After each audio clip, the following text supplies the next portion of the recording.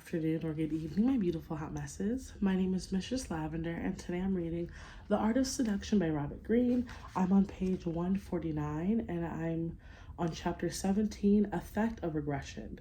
Before we begin, make sure to like, comment, and subscribe, and turn your post notifications on. Let's begin. People who have experienced a certain kind of pleasure in the past will try to repeat or relive it.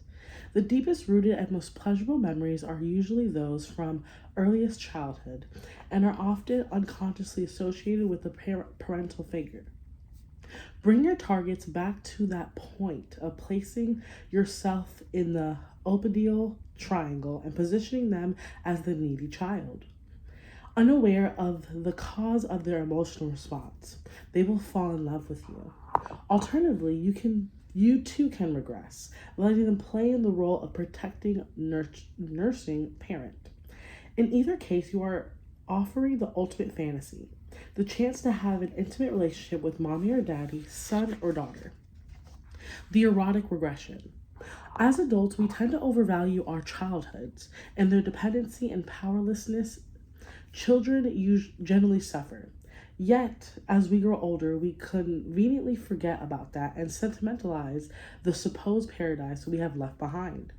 We forget the pain and remember only the pleasure. Why? Because the responsibilities of adult life are a burden so oppressive at times that we secretly yearn for the dependency of childhood, for that person who looked after our every need, assumed our cares and worries. The daydream of ours had a strong erotic component. For the child's feeling of being dependent on the parent is charged with sexual undertones. Give people a sensation similar to that protected dependent feeling of childhood, and they will project all kinds of fantasies onto you, including feelings of love or sexual attraction that they will attribute to something else. We won't admit it, but as long to regress to shed our adult exterior and vent the childish emotions that linger beneath the surface. To effect a regression, you will need to encourage people to talk about their childhood. Most of us are only too happy to oblige, and our memories are so vivid and emotionally that a part of us regress just in talking about our early years. Also, in the course of talking, little secrets slip out. We reveal all kinds of valuable information about our weaknesses and our mental makeup. Information you must attend to and remember. Do not take your target's words by face value.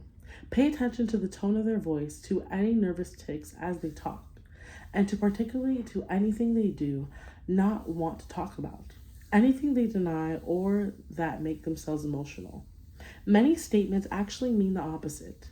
Should they say they hated their father, for instance, you can be sure that they're hiding a lot of disappointment, that they actually loved their father only too much, and perhaps never quite got what they wanted from him.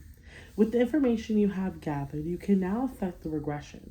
Perhaps you have uncovered a powerful attachment to a sibling, a teacher, or any early infatuation, a person who casts a shadow over the parent lives. Knowing what it was about this person that affected them so powerfully, you can now take over that role. Or perhaps you have learned of an immense gap in their childhood, a neglectful father. For instance, you act like a parent now, but you replace the original neglect with the attention that the real parent never supplied. The regressions you can affect fall into four main types.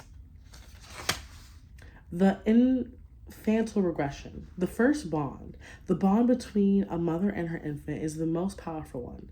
Unlike other animals, human babies have a long period of helplessness during which they are dependent on their mother, creating an attachment that influences the rest of their lives.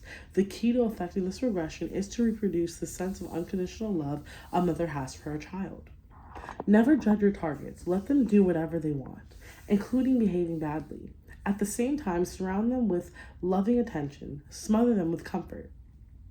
The opedial regression. After the bond between mother and child comes the opedial triangle of mother, father, and child. This triangle forms during the period of the child's earliest erotic fantasies. A boy wants his mother to himself. A girl does the same with her father, but they never quite have it that way. For a parent will always have competing connections to a spouse or to other adults. Unconditional love has gone. Now, inevitably, the parent must sometimes deny what the child desires. Transport your victims back to that period. Play a parental role. Be loving, but also sometimes scold and instill some discipline. Children actually love a little the discipline. It makes them feel that the adult actually cares about them. And adult children too will be thrilled if you mix your tenderness with a little roughness and punishment. Remember to include an erotic component in your parental behavior. Now your targets are not only getting their mother or father all to themselves, they're getting something more, something previously forbidden but now allowed. The ego ideal regression. As children, we often form an ideal figure out of our dreams and ambitions. First, that ideal figure is the person we want to be. We imagine ourselves as brave adventurers, romantic figures. Then, in our adolescence, we turn our attention to others, often projecting our ideals onto them. The first boy or girl we fall in love with may seem to have the ideal qualities we wanted for ourselves, or else make us feel that we can play the ideal role in relation with them. Most of us carry these ideals around with us. We are secretly disappointed in how much we have had to compromise, how far below the ideal we have fallen as we get older. Make your targets feel they are living out this youthful ideal and coming closer to being the person they wanted to be. And you will affect a different kind of regression, creating a feeling reminiscent of adolescence. This relationship between you and the seduced is in the instance more equal than in the previous kinds of regressions, more like the affection between siblings. In fact, the ideal is often modeled on a brother or sister.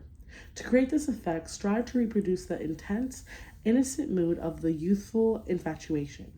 The reverse parental regression. Here you are the one to regress. You deliberately play the role of the cute, adorable, yet also sexually charged child.